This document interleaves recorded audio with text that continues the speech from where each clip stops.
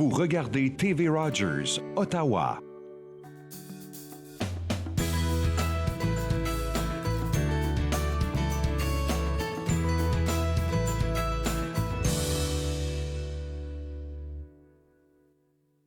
Rogers, je suis Claude-Andrea Bonny. Je me ferai un réel plaisir de passer la prochaine heure avec vous.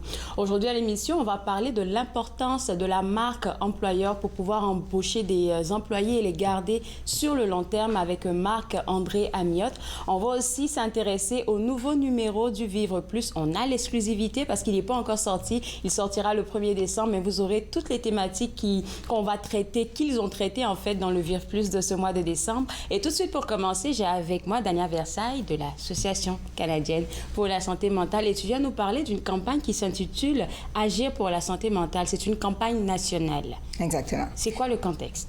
Donc, le contexte, c'est que on réalise l'importance d'accéder facilement aux soins et aux services de santé mentale. Or, ce n'est pas le cas dans notre système. Mais la contradiction est que on est fier de dire qu'au Canada, on a facilement accès à des services de soins de santé universels. Mais la santé mentale ne fait pas partie de cet énoncé-là. Et on le voit parce que les gens n'ont pas facilement accès aux services. Ce n'est pas gratuit pour la plupart. Et ils ne sont pas accessibles dans toutes les régions, dans toutes les communautés. Et ça, c'est un danger quand même. Bien, c'est un danger. Puis, la situation est assez alarmante. Donc, on sait qu'est-ce qui s'est passé durant la pandémie. Tout le monde a été affecté au niveau de leur santé mentale. Mais je vais te faire quelques statistiques. Okay. Oui. Donc, on sait qu'au cours d'une vie, au moins un tiers d'entre nous va vivre un problème de santé mentale. Okay? Que ce soit léger, modéré ou grave, un tiers d'entre nous.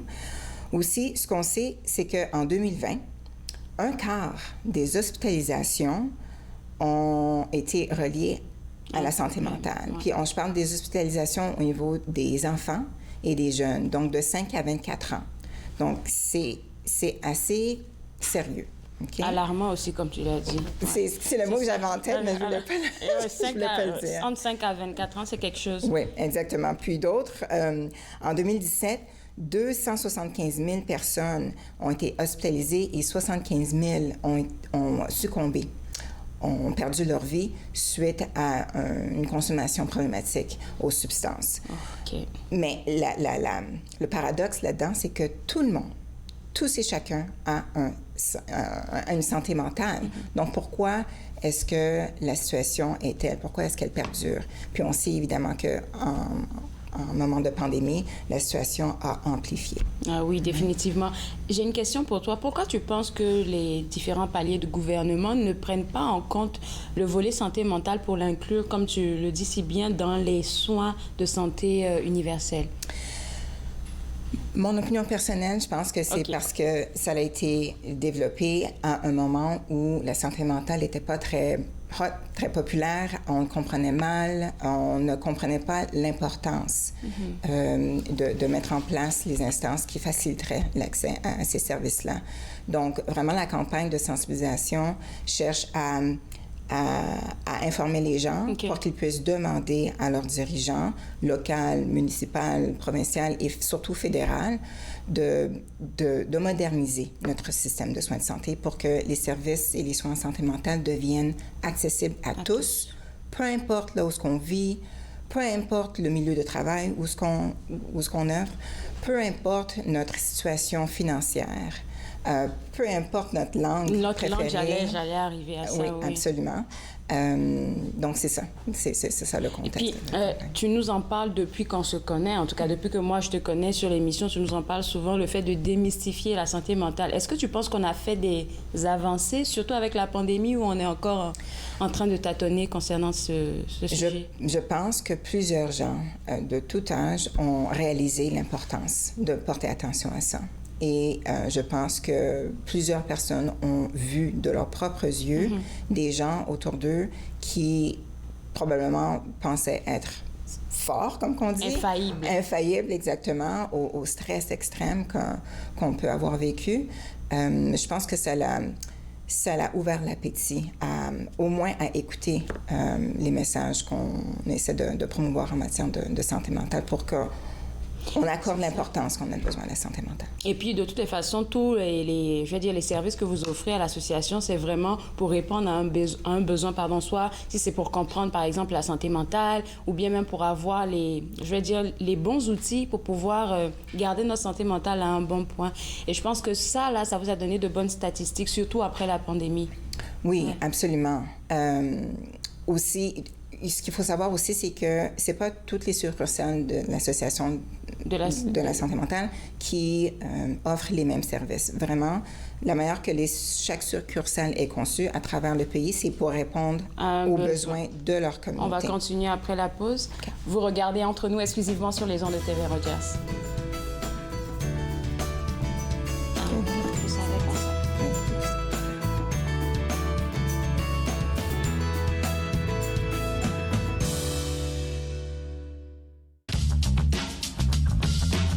Cette émission est présentée par Télé Élan. Vous êtes enfin aux commandes. Pour en savoir plus, visitez rogers.com.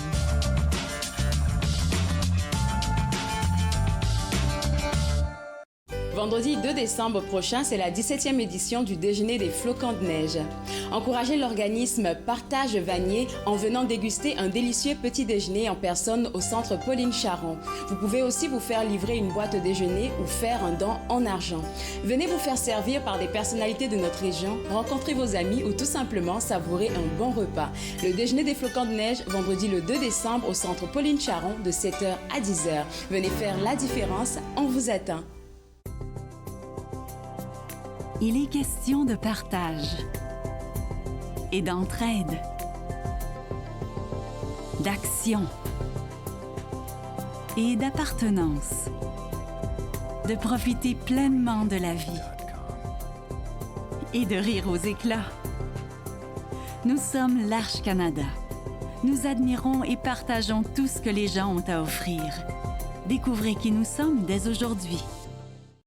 Dans la prochaine émission, on rencontre Véronique Sylvain, une écrivaine, poète et lauréate de nombreux prix depuis l'arrivée de son premier recueil, Premier quart. Elle nous parlera de bien des choses. Suivez-moi, jeudi 20h, sur TV Rogers.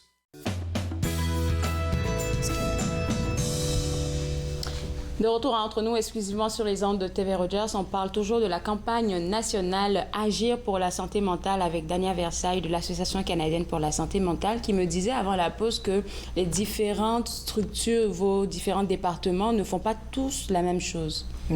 Non. Donc, d'une région à une autre, donc d'une succursale à une autre, vraiment, nous autres, on répond aux besoins de la communauté immédiate qui est autour de nous, sur notre territoire, supposons. Donc, une succursale qui est située au nord de l'Ontario, par exemple, à Toronto ou ici à Ottawa ou bien à Cornwall, offrira une gamme de services qui va répondre à la population immédiate autour, parce que tous les problèmes ne sont pas les mêmes. C'est sûr. Donc, par exemple, à ma succursale. Qui est à Ottawa. Qui est à Ottawa, c'est ça. Je travaille avec des équipes qui font du repérage actif, donc du outreach en anglais. Donc, nous autres, on offre activement nos services. On n'attend pas que les gens viennent à nous. On va dans les endroits, les milieux où les gens pourraient... Quel genre de milieu? Donc, au niveau du système de justice, on va à la cour. On collabore avec les services de police. Pour ceux qui sont sans abri, on travaille avec les centres d'hébergement. Les centres d'hébergement. Les logis, c'est ça. Aussi, pour ceux qui visitent les centres hospitaliers, on travaille avec les gens qui visitent les salles d'urgence, mais qui ne sont pas hospitalisés, comme les gens qui quittent les unités de santé mentale des hôpitaux locaux pour, évidemment, des causes de problèmes de santé mentale et qui ont besoin de suivre le cours de leur établissement avec des services communautaires. Ça va demander beaucoup de personnes, de personnel pour faire ça. Et on n'en a pas assez, malheureusement. On n'en a pas assez. On essaie d'attirer le plus de gens possible pour vraiment répondre à la demande qui a explosé pendant la pandémie. Je sais que ce n'est pas le sujet d'aujourd'hui, mais petite parenthèse, c'est quel genre de personnes que vous cherchez? Est-ce que c'est des collaborateurs infirmiers, par exemple, ou bien... On cherche des infirmiers et infirmières qui ont des expériences, de l'expérience évidemment en santé mentale, en utilisation de substances aussi, donc dans le secteur de toxicomanie, des conseillers, des psychothérapeutes, puis on cherche à collaborer de plus en plus avec les psychiatres et les psychologues qui, eux, c'est comme s'ils travaillent à côté de nous, dans un voisinage à côté. Donc, il faut ériger des ponts entre différents services pour pouvoir offrir la gamme complète des services de santé mentale et des suivis qui sont tempérés au niveau d'intensité des besoins de la personne. Encore aujourd'hui, il y a juste 1/3 des gens qui reçoivent les services qu'ils ont besoin. C'est trop peu, c'est trop peu. J'ai un exemple des Royaumes-Unis que j'ai vu dans mes recherches en travaillant avec le Bureau national, qui indique que eux autres offrent la psychothérapie financée par le gouvernement. Et ce qu'ils ont vu comme résultat, oui, c'est un gros cadeau. Et ce qu'ils ont vu comme résultat, c'est que le rétablissement des gens qui complètent le programme se chiffre à plus de 50% des gens. C'est énorme, c'est énorme. Et jusqu'à 70% des gens qui se présentent à au moins 2 sessions ou plus voient déjà des signes de rétablissement quant à leur niveau d'anxiété ou leur dépression. Donc ça, c'est vraiment immense. Donc il y a plein d'exemples ailleurs où ils ont intégré des services universels de santé. Donc, je vois que la campagne nationale, là, Agir pour la santé mentale, c'est vers ça que vous voulez nous emmener. Oui, c'est vers ça qu'on veut vous emmener, justement pour contrer les problèmes qui mènent au développement des problèmes de santé mentale. Souvent, lorsqu'on parle assez longtemps de santé mentale, on va commencer à parler des services sociaux. Pourquoi? Parce que des gens qui ont des problèmes au niveau des finances, au niveau de leur logement, au niveau... avec l'inflation. Avec l'inflation, qui commencent à avoir des problèmes au niveau d'accessibilité à l'alimentation. Donc, qui doivent accepter le fait que, oh mon Dieu, je suis rendu à un point tel où j'ai besoin d'accéder à la banque alimentaire locale. Ça donne un coup sur l'ego. Je te dis. Et toutes ces problématiques-là s'accumulent et augmentent la probabilité pour laquelle les gens pourraient développer des problèmes de santé mentale. Et il ne faut pas attendre que... La manière que notre système est bâti, il faut qu'on ait une crise pour pouvoir accéder aux services gratuits des médecins et des psychiatres en milieu hospitalier, parce que c'est dit comme étant médicalement nécessaire. C'est pas correct. Il faut travailler en prévention. Donc, de la petite enfance à l'adolescence, au niveau collégial, universitaire, dans les milieux de travail, on veut des programmes de littératie en santé mentale pour que les gens qui côtoient nos enfants, nos jeunes, à temps complet vraiment, puissent être capables, aussi. Informés, outillés, éduqués à pouvoir dépister les problèmes pour ensuite pouvoir mieux les naviguer vers les services communautaires qui sont encore plus connus. Tu dis de grosses affaires là, mais ça va vous prendre des partenaires pour aller de l'avant avec cette campagne-là? Absolument, absolument. Depuis quelques années, je dirais 3-4 ans, et surtout maintenant, il y a plusieurs partenariats qui se font entre des organismes communautaires, hospitaliers et autres, avec les villes, avec les ministères au niveau provinciaux, plein de partenariats complémentaires qui se fait pour pouvoir mieux éduquer la population et les travailleurs aussi, pour pouvoir aussi faciliter l'accès, peu importe la langue, peu importe le statut de citoyenneté aussi, parce qu'il y a des services qui sont offerts, par exemple, aux immigrants, des services qui sont offerts aux gens qui sont... résidents ou bien qui ont déjà la citoyenneté, ça dépend. Oui, ça dépend. Des gens qui vivent seuls aussi, sans liens familiaux, peu importe. Puis aussi des gens... On cherche vraiment à aider les gens qui pourraient avoir été touchés par un trauma quelconque, mais qui naviguent comme ça dans la communauté sans aide parce qu'ils ne sont pas assez malades. Ils sont pas... Ou parce qu'ils n'ont pas assez de... Il y a un manque de médecins de famille aussi, on sait. Donc, on essaie de contrer la problématique du mieux qu'on peut à tous les niveaux. C'est beaucoup de travail. Mais j'ai une question pour toi. Monsieur, madame, tout le monde. Il y a des monsieur, madame, tout le monde qui ont des voix qui portent. Qu'est-ce qu'ils peuvent faire pour vous accompagner, pour vous appuyer? Ils peuvent se rendre sur le site Web. Le site Web Agir pour la santé mentale. Il y a d'autres informations là-dessus. On peut faire des dons quelconques aussi. Je pense qu'il y a des images qui peuvent être présentées à l'écran. Oui. Aussi, on peut aller aux rencontres municipales pour souligner... porter sa voix, OK. Exactement. Nos conseillers de notre voisinage aussi, on peut attirer leur attention sur la problématique et demander, mais pourquoi est-ce que j'ai besoin de payer de ma poche d'avance, tandis que si j'ai un problème des poumons, bien si je me casse une cheville, j'ai pas besoin de payer la poche pour avoir accès au service. Bonne question. Merci beaucoup, Dania. Écoute, c'est de bonnes informations que tu partages avec nous. Je te souhaite un bon temps de fête. Merci. On se revoit en janvier 2023. Et puis pour vous autres à la maison, vous avez envie de faire entendre votre voix pour ce dont on vient de parler, www.agirpourlasantémentale.ca. C'est le site web à visiter. Vous avez à cliquer juste sur Agir. Vous venez de le voir à l'écran. On va prendre une pause et juste après la pause, on parlera du nouveau numéro du Vivre Plus de la Farfo. Vous regardez Entre nous, exclusivement sur les ondes de TV Rogers.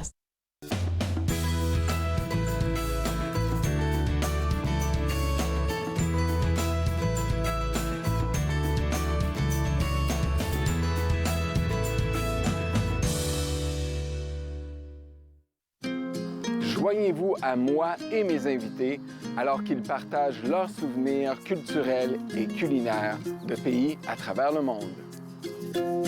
Bouffe sur la route, dimanche 20h sur TV Rogers. Je suis né sur le territoire de la Première Nation Musqueam et j'ai été élevé par ma mère qui me parlait Nkaminem.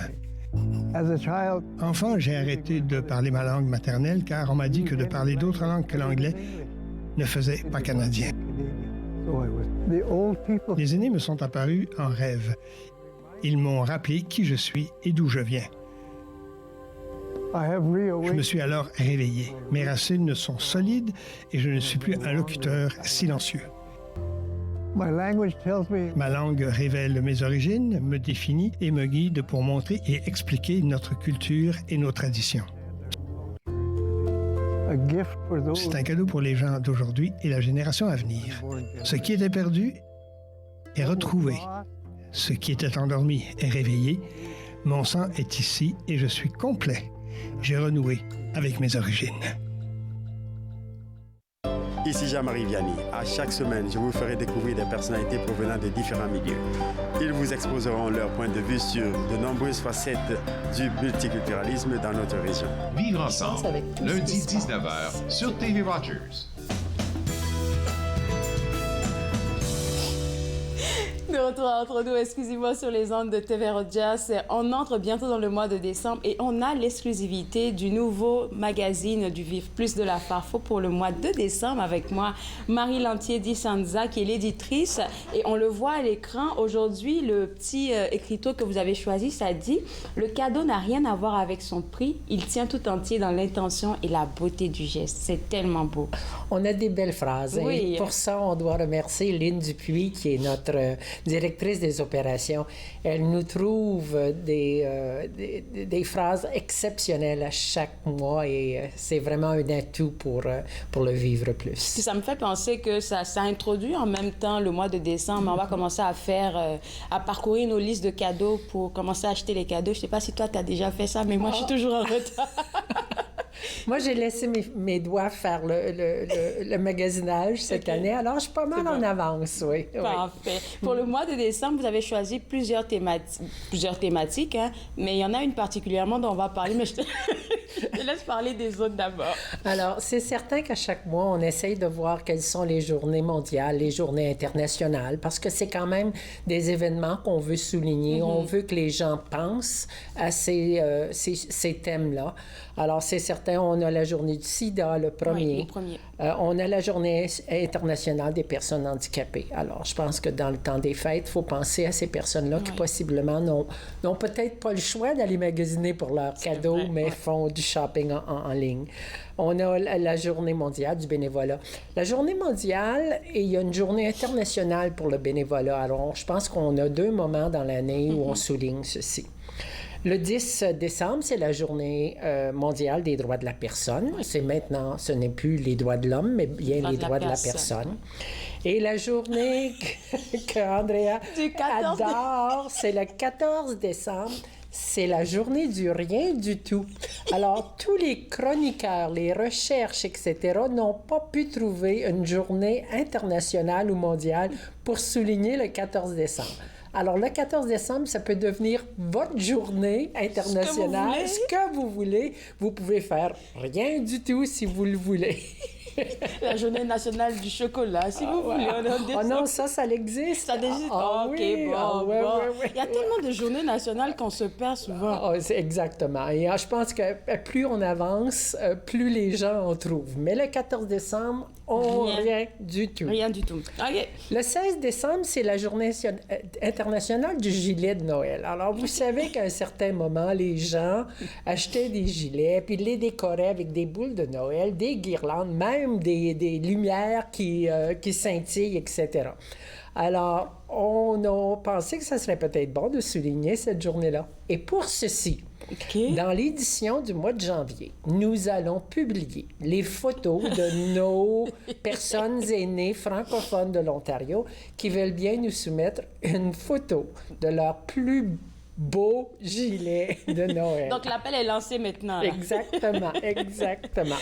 On a certains, on a 25 décembre qui est Noël, la journée suivante qui est la journée des boîtes et le jour de l'an. Alors, il y a tellement de belles occasions de se rencontrer puis peut-être de renouer des liens suite à la COVID. C'est tellement bien de faire un rappel sur ces journées nationales. Là, au moins, ça allume notre esprit. Comme par exemple le 10 décembre, là, la journée internationale des droits de l'homme. Je pense que c'est important. C'est important de le mentionner.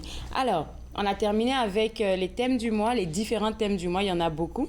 On va aller avec la grosse nouvelle. Et puis, j'aimerais que tu nous mettes un peu en contexte. C'est le nouveau réseau de prévention de la maltraitance des aînés francophones. Alors, c'est un nouveau réseau qui a été créé avec la FARFO et Elder Abuse Prevention. Alors, c'était un groupe qui vraiment traitait des sujets qui touchent la maltraitance chez nos aînés. Ce groupe-là avait quand même un personnel très limité au niveau francophone et aussi au niveau d'éducation, de documentation, etc.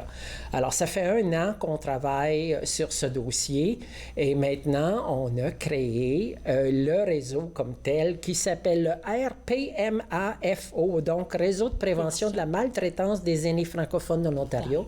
Et nous avons Denise Lemire qui est impliquée dans toutes sortes de projets tout en traitant de la maltraitance qui a pris la présidence de ceci. Alors, c'est certain que c'est un comité qui est en construction. C'est encore tout nouveau. Oui, tout nouveau. Ça a été annoncé au début de novembre. Donc, je crois que vous allez avoir Mme Lemire qui va venir vous en parler, qui, elle, va pouvoir vraiment vous ébayer avec tout ce qu'elle va pouvoir vous présenter. Mais vraiment, c'était un sujet qui tenait à cœur à la FARFO et c'était important de l'aborder. Puis, la FARFO va automatiquement offrir ces services-là à la francophonie de l'Ontario. Est-ce que toi, en tant que personne aînée francophone, c'est quelque chose qui vient te soulager un peu, qu'on soit enseigné, éduqué sur la question de la maltraitance? Je pense qu'il faut qu'on soit conscient qu'il y en a de la maltraitance. Et c'est pas seulement de la maltraitance physique, c'est vrai, mais c'est vraiment émotionnel. Tu sais, des vieillards qui sont brusqués, on ne prend pas le temps de les écouter. Et ça, c'est de la maltraitance aussi. Alors, Alors, quand on dit maltraitance, tout le monde pense, c'est des coups. Oui, oui, oui. Il y a des marques sur les bras ou des choses comme ça. Mais très souvent, les gens qui travaillent, les proches aidants ou même la famille n'ont pas la patience, puis ils brusquent ces personnes-là. Et ça, c'est un signe de maltraitance. Donc oui, c'est très important. Je pense que ça devrait l'être dans la vie de tous, que si on a des personnes aînées dans notre entourage, c'est important d'être respectueux. Puis je pense même à la maltraitance financière, vu que avec les réseaux sociaux, tu sais, les emails là, qui nous envoient des courriels d'urgence pour apporter de l'argent, là, c'est quelque chose qui prend beaucoup les aînés. Oui, puis nous, on est quand même, je suis sûre que toi aussi, tu es dans un système où tu peux réagir à ceci. Oui. Mais très souvent, ces personnes-là vont recevoir un appel leur disant vous devez nous envoyer des sous, sinon, votre carte de crédit a été utilisée pour tel achat, et c'est de la fraude. Alors, nous, on réagit parce qu'on est plus conscient, mais ces gens-là qui ne sont pas aussi aptes à travailler avec l'Internet ou avec Ils se font avoir. Oh, ils se font avoir, exactement. C'est tellement triste. Oui. Je vais te garder avec moi, Marie. On va prendre une pause et juste après la pause, on va parler de toutes les informations et activités que le Vive Plus a à offrir pour ce mois de décembre. Vous regardez Entre nous exclusivement sur les ondes de TV Rogers.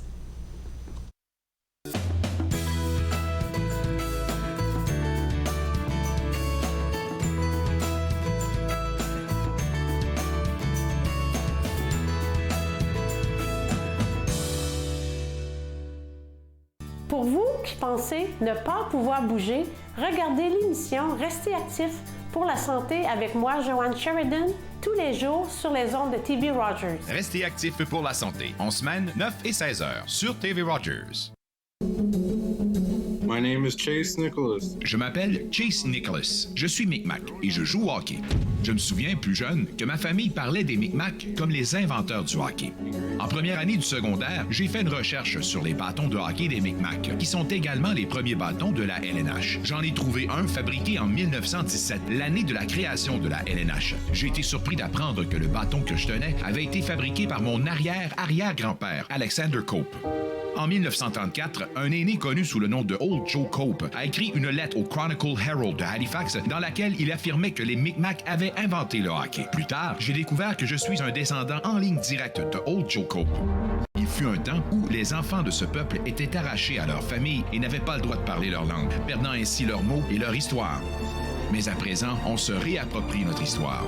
Lorsque je saute sur l'Atlas, je suis fier de savoir que mes ancêtres et les Micmacs sont à l'origine du hockey. Très heureuse, Nathan Parle est de retour en studio, en présentiel pour la 22e saison. Je reçois toutes sortes d'invités. Soyez là, au rendez-vous à chaque semaine. Nathan Parle, mercredi 19h, sur TV Rogers. De retour à Entre nous, exclusivement sur les ondes de TV Rogers. On parle toujours du nouveau numéro du Vivre Plus de la Farfo du mois de décembre qu'on a en exclusivité parce qu'il va paraître le 1er décembre.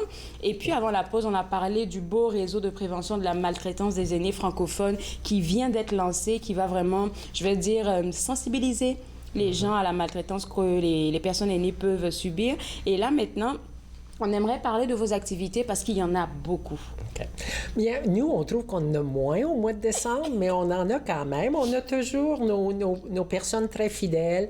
Alors, les ateliers juridiques, les cercles de lecture, la musique, les activités pour LBGTQ. Mais nous avons une primaire. Alors, je sais qu'à une autre émission, tu m'as parlé de Cœur des artistes. Tu dis, qu'est-ce qui est arrivé à votre Cœur des artistes? C'est comme de raison, la subvention était terminée. Alors, juste pour résumer, Cœur des artistes, c'était une émission que nous avions le jeudi soir.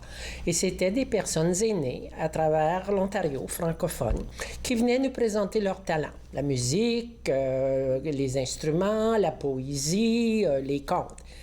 Puis tu étais toute triste que c'était... Il y avait de belles discussions. C'est surtout quand j'ai vu l'émission, je pense que c'était avec Daniel Vallée. Oui, exactement. J'ai dit, oh, ça existe plus, c'est dommage. Exactement. Alors, nous avons, à partir probablement du mois de janvier, les personnes qui nous ont comblés de leur talent au moment où on offrait Cœur des artistes vont revenir offrir des ateliers.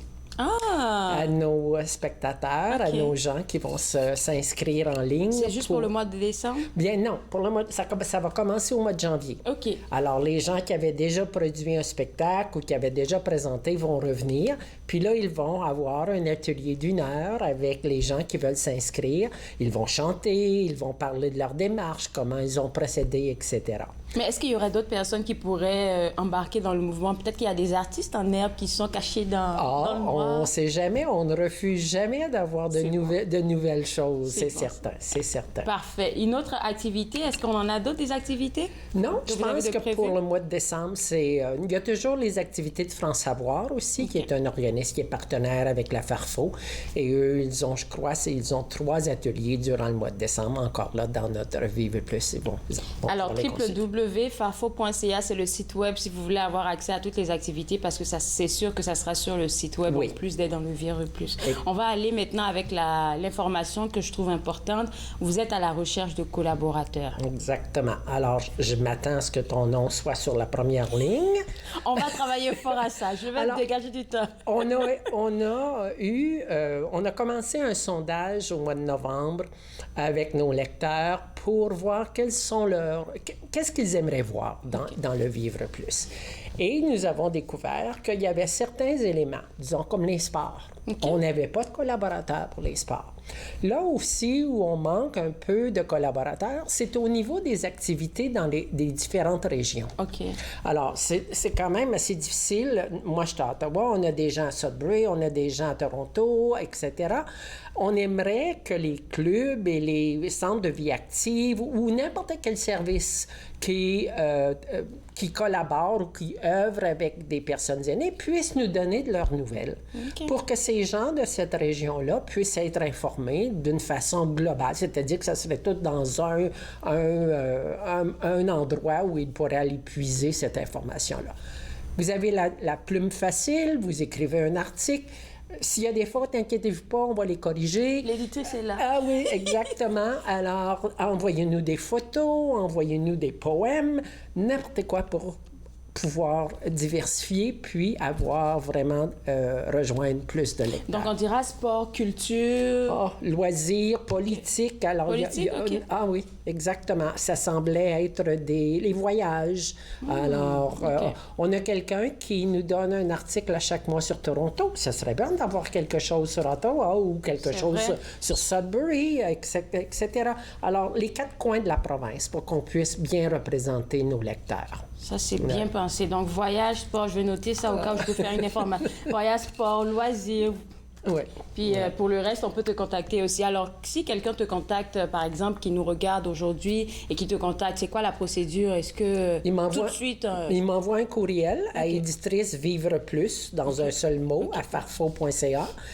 Habituellement, les dates de tombée pour soumettre un article, c'est le 20 de chaque mois.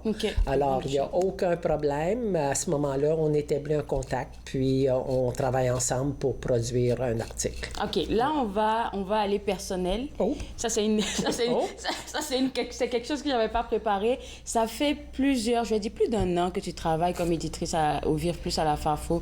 On termine 2022. C'est quoi, toi, ton observation sur le travail que vous avez fait, ton équipe et toi, et qu'est-ce qui s'en vient pour 2023? Bien, je pense qu'on fait beaucoup de bien. Les gens, les commentaires qu'on reçoit sont extraordinaires. Si on peut ajouter cette petite touche dans la vie de nos gens, pourquoi pas? J'ai commencé de façon bénévole, moi, à travailler là-dedans, puis maintenant, je suis rendue par-dessus la tête. Une fois que tu commences, tu peux pas arrêter. J'adore le travail, j'adore lire, puis je les lis souvent. Ce que les gens m'envoient, j'adore les commentaires. Et quand on a commencé le sondage, puis justement, le sondage, on va le terminer là, à la fin du mois de décembre, les beaux commentaires que je reçois, ça fait chaud au cœur. Ça fait que ça nous encourage à continuer parce que oui, on peut faire une différence dans la vie des personnes aînées. Définitivement. Et pour janvier 2023, on espère avoir de nouveaux chroniqueurs. C'est ça Oui, exactement. Voyage, sport, loisirs, tout ce que vous voulez. Culture. Vous êtes invités. Et puis, tu as prévu quoi pour le temps des fêtes? Moi? Oui. Beaucoup de mangeailles, il semble, parce que je reçois 3 groupes de famille, alors à peu près une 20aine de personnes à la fois. Alors... Je Je vais revenir sur la page de couverture qui dit que le cadeau n'a rien à voir avec son prix. Il tient tout entier dans l'intention et la beauté du geste. C'est un très, très beau passage pour le mois de décembre. Écoute, merci beaucoup, Marie Lantier. Toujours un plaisir d'avoir une discussion avec toi. On se voit en janvier, en studio. Oui. OK, parfait. N'oubliez pas que les bureaux de la Farfo seront fermés du 23 décembre au 3 janvier. Exactement. Merci beaucoup, je vais le rappeler aussi. Merci beaucoup. Mais à toi aussi. Les bureaux de la Farfo seront fermés du 23 décembre au 3 janvier. C'est une information qu'on voulait vous passer. Et oui, vous avez pratiquement toutes les thématiques, même pas, je te dirais une infime partie des thématiques du Vive Plus de la Farfo du mois de décembre. Mais ça sera officiel le 1er décembre. On vous a donné la primeur. Alors, pour avoir accès à ça, www.farfo.ca à partir du 1er décembre pour avoir accès à tout le contenu. On va prendre une pause et juste après la pause, on va parler de l'importance de la marque employeur. Vous regardez Entre nous, exclusivement sur les ondes de TV Rogers. Merci beaucoup.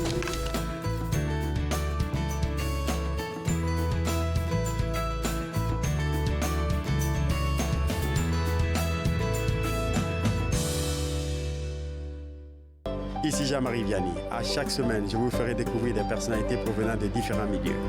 Ils vous exposeront leur point de vue sur de nombreuses facettes du multiculturalisme dans notre région. Vivre ensemble, lundi 19h sur TV Rogers. Je suis Linda Leclerc et chaque semaine, en compagnie de mes invités, vous apprendrez comment relaxer, vous dilater la rate et surtout être de bonne humeur. Yoga du rire, dimanche 20h30 sur TV Rogers. L'industrie canadienne du cinéma et de la télévision a besoin d'une main-d'œuvre plus diversifiée, qui offre plus de possibilités aux personnes noires, autochtones et de couleur. Embaucherdiversité.com est là pour ça. Que vous soyez débutant ou expérimenté dans le métier ou à la recherche de talent, Embaucherdiversité.com vous connecte avec les bonnes personnes, du scénario au développement et de la production à la commercialisation en passant par la distribution. Embaucherdiversité.com, ensemble pour une industrie plus forte.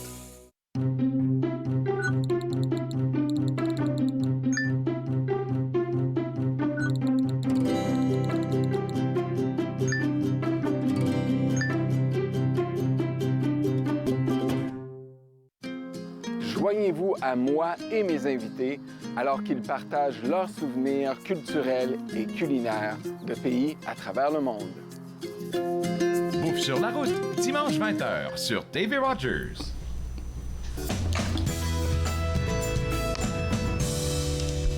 De retour à Entre nous, exclusivement sur les ondes de TV Rogers. On parle de pénurie de main-d'œuvre un peu partout. Tout le monde veut recruter, mais est-ce qu'on a la bonne manière pour recruter et fidéliser nos employés?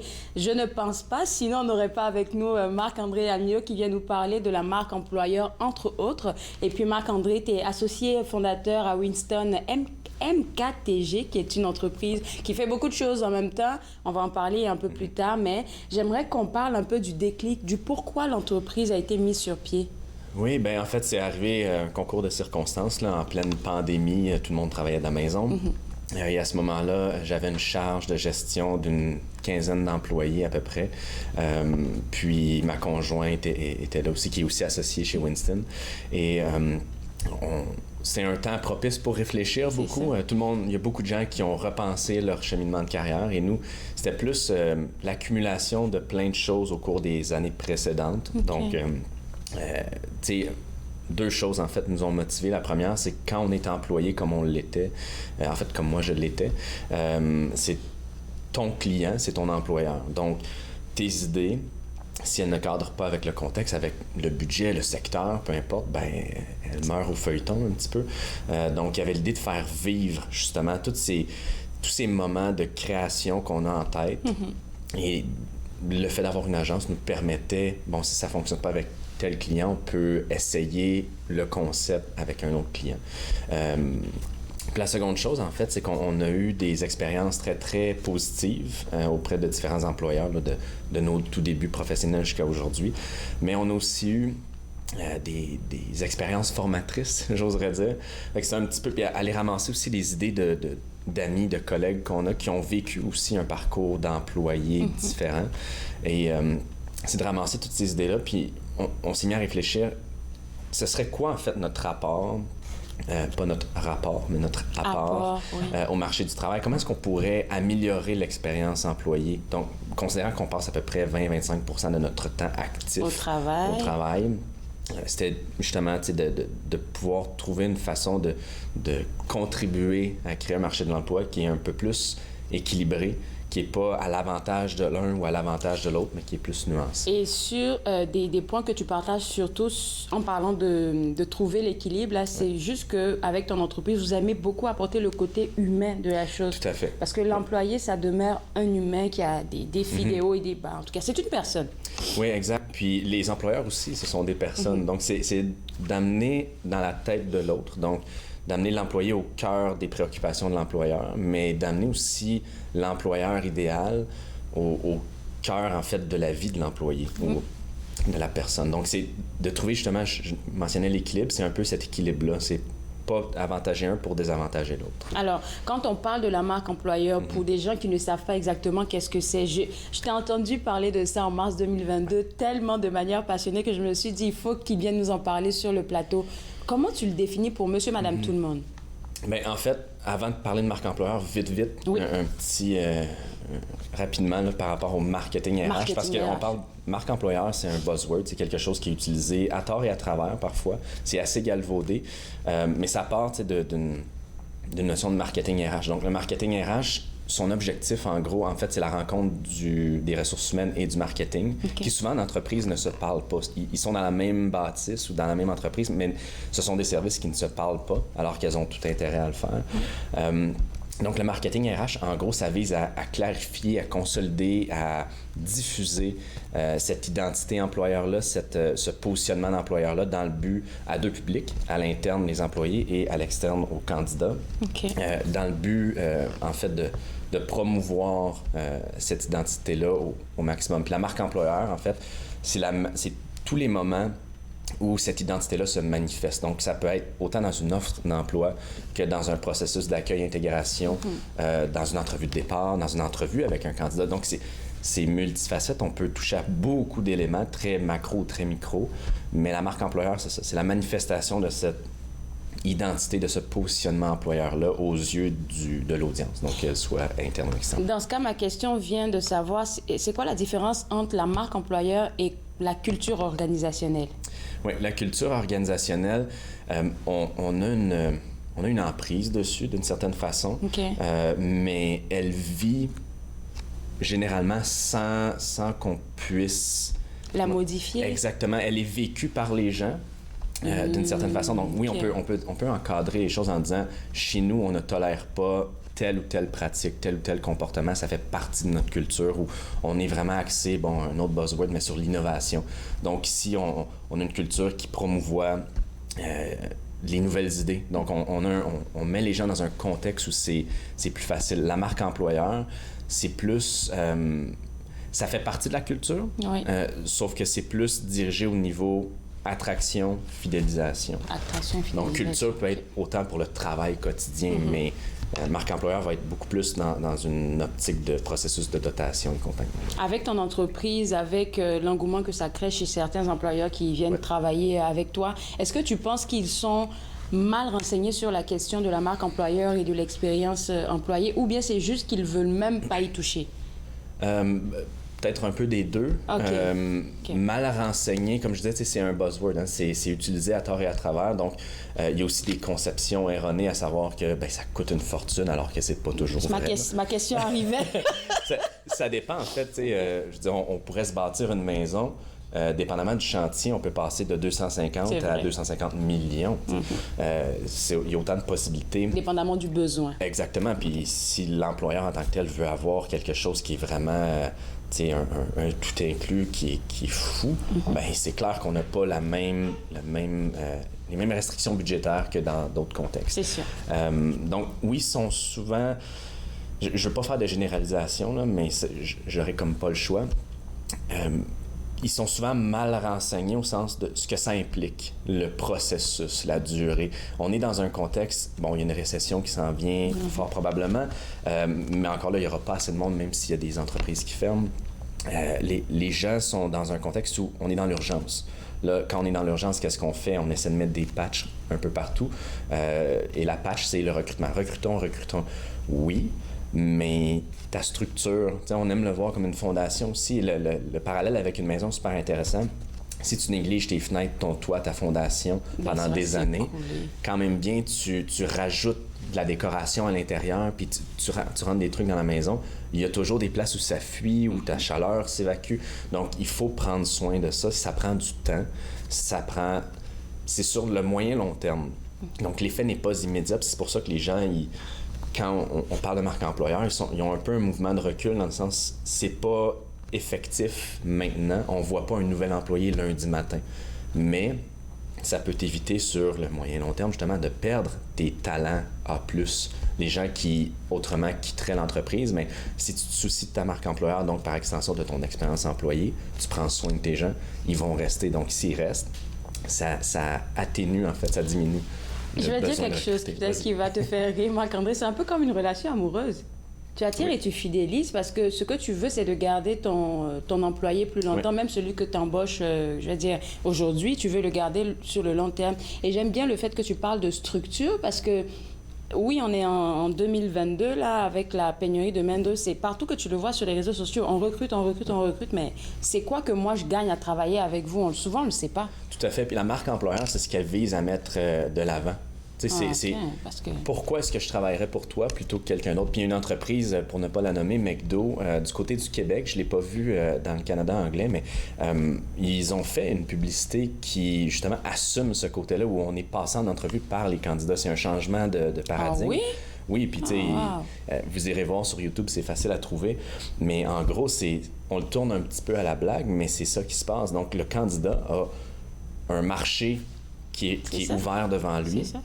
Ou elle, je devrais dire candidat-candidate. Donc, pourquoi je te choisirais toi plutôt que ton voisin ou de ton compétiteur? Bien, c'est là où la marque employeur entre en ligne de compte. Dans le sens où on pourrait être 10 entreprises en plomberie, mais les 10 entreprises ont une culture différente, ils ont des incitatifs différents, ils ont un mode de gestion qui est différent.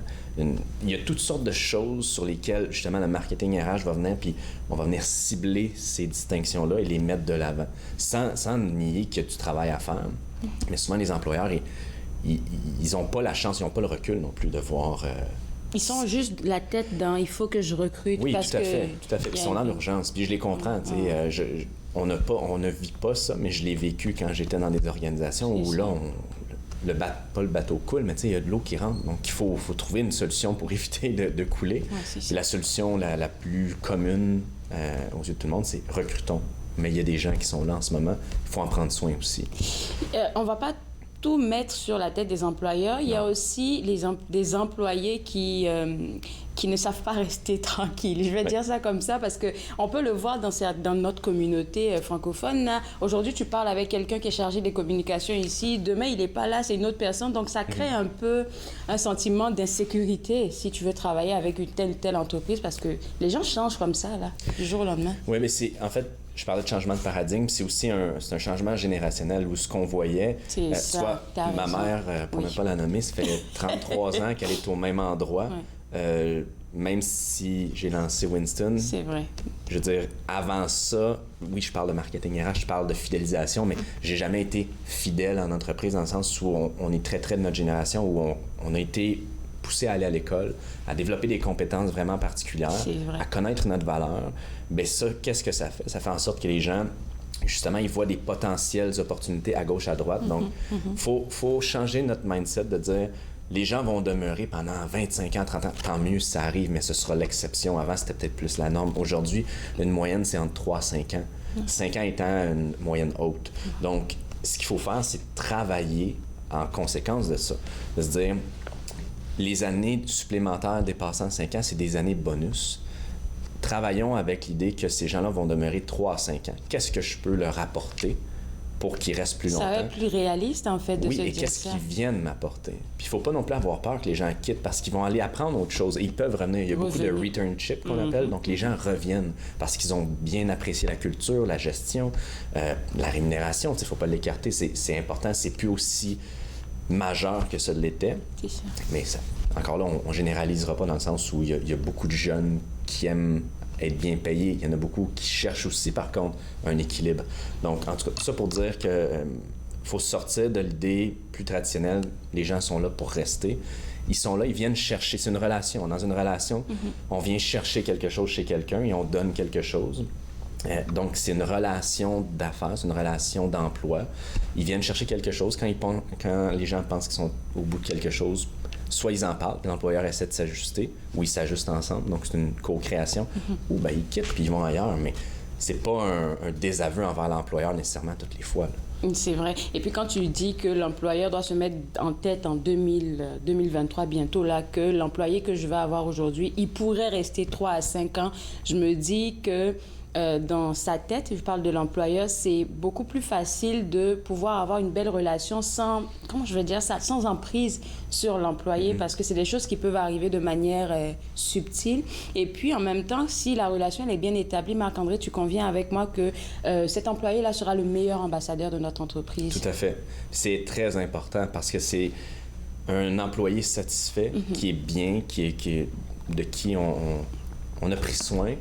C'est un potentiel de publicité gratuite aussi. Il faut y penser, mais prends soin de tes gens, ils vont parler en bien de toi.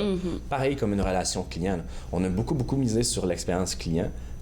Puis, qu'est-ce que ça a fait? Bien, c'est que le parent pauvre, c'était l'expérience employé ou même l'expérience candidat. Donc, quand tu as une expérience employée qui est réussie, moi, l'employeur que j'ai quitté pour lancer Winston, je l'ai adoré, là. Donc, je suis un ambassadeur, même si je travaille ailleurs. Parce que si quelqu'un me parle des services sociaux dans le coin de Prescott-Russell, je vais parler de Valoris. C'est ça. Parce que j'ai été très bien traité. On m'a donné beaucoup d'occasions. C'est un choix personnel. Donc, quand je disais, c'est pas un désaveu toujours envers l'employeur, ben, j'en suis la preuve dans le sens où c'est pas parce qu'ils ont mal fait ou qu'ils n'ont pas été fins avec moi. Alors, en 2023, comment un employeur pourrait se distinguer?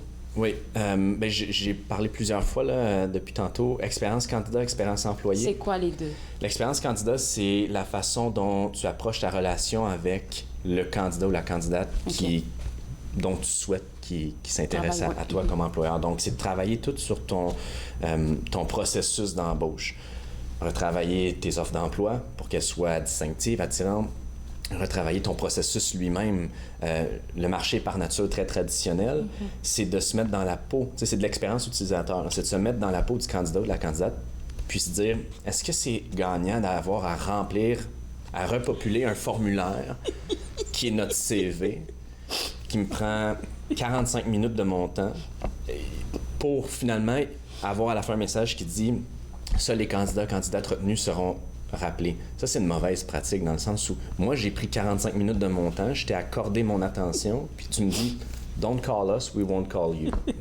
Ça me tente plus ou moins, tu sais. Ça livre un mauvais message.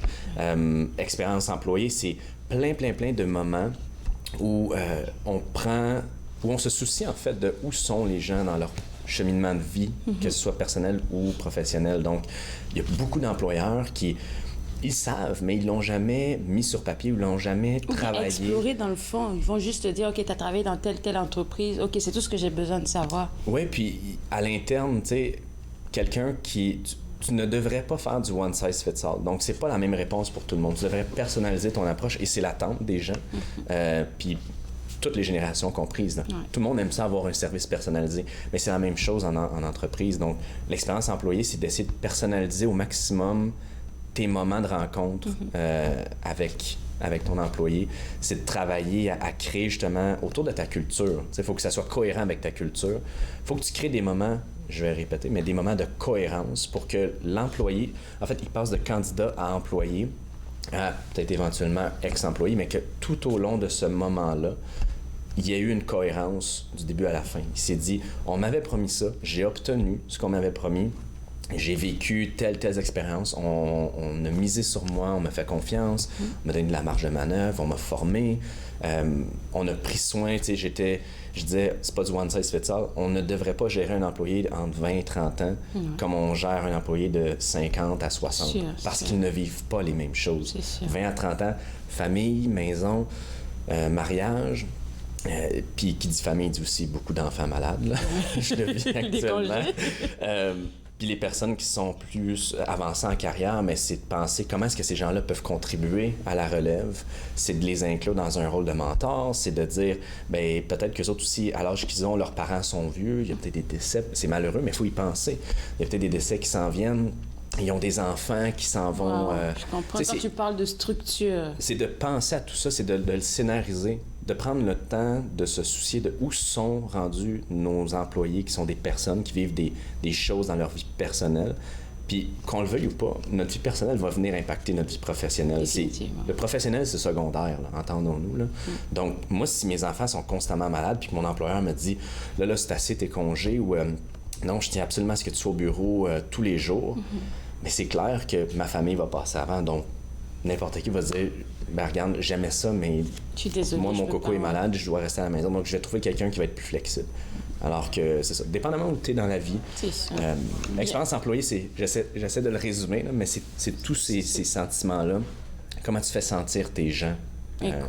Écoute, on aurait pu parler pendant une demi-heure encore. Là, c'est tellement intéressant qu'est-ce que tu dis par rapport à la marque employeur, surtout à notre ère là, avec la jeunesse. Il va nous rester 1 minute. Est-ce qu'on pourrait rappeler les services pêle-mêle? Je sais qu'il y en a beaucoup là, que vous offrez à Winston MKTG, mais juste rappeler au monde là, en quoi vous pouvez les aider.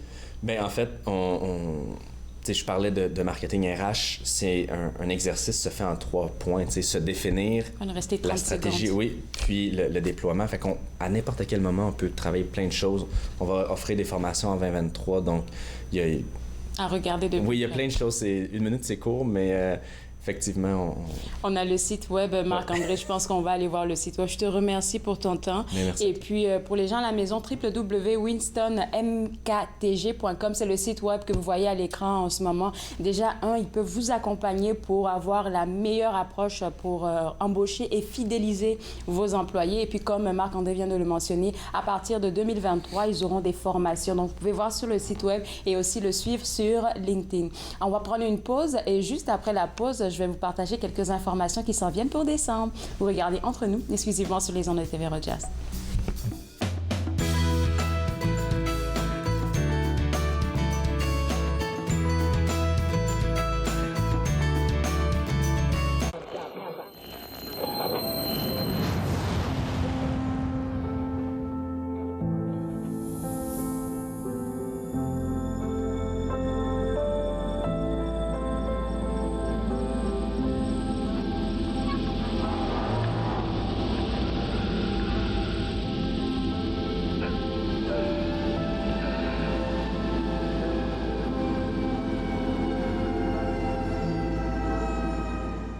Ici Linda Leclerc. Je vous invite à regarder l'émission Yoga du rire où je serai accompagnée de Gisèle Nantais qui sera en studio avec moi et on va explorer à quel point rire, ça nous rend créatifs. Yoga du rire, dimanche 20h30 sur TV Rogers.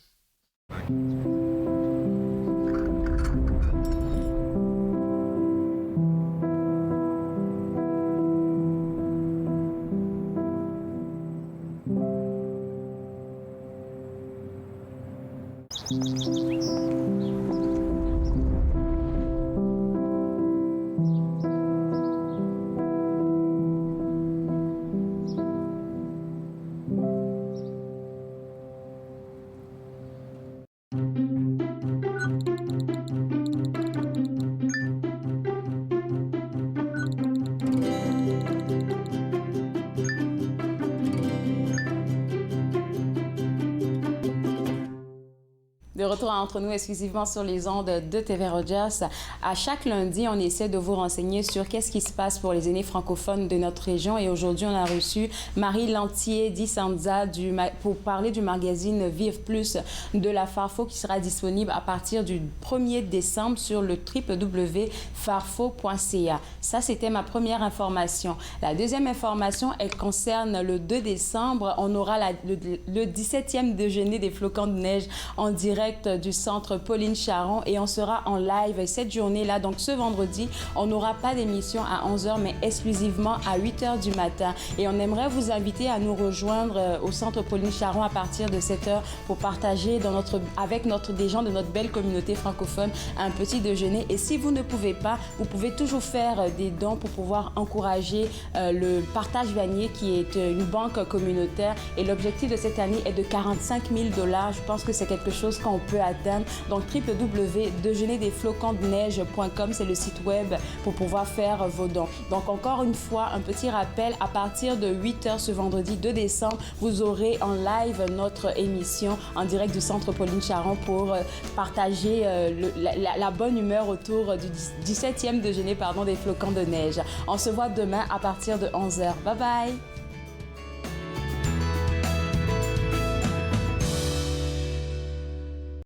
Faites-nous part de vos commentaires en composant le 613-521-2323 par courriel sur Facebook et Twitter.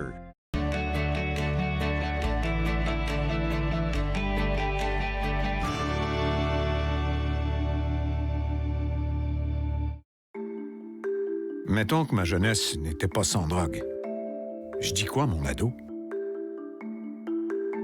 J'aimerais qu'il vive sa jeunesse sans avoir peur de me parler de drogue. C'est possible?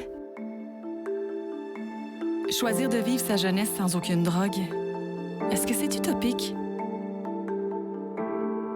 Des questions au sujet des jeunes et de la drogue. Jeunesse sans drogue, Canada. À la prochaine émission, je vous invite à Gatineau pour découvrir 2 lieux historiques.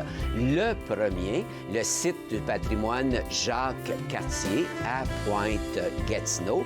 Et le second, le collège Saint-Alexandre, un lieu d'histoire lié à Alonzo Wright, mais aussi un endroit qui a préservé son beau patrimoine bâti. Promenade dans le temps, mardi 19h30 sur TV Rogers.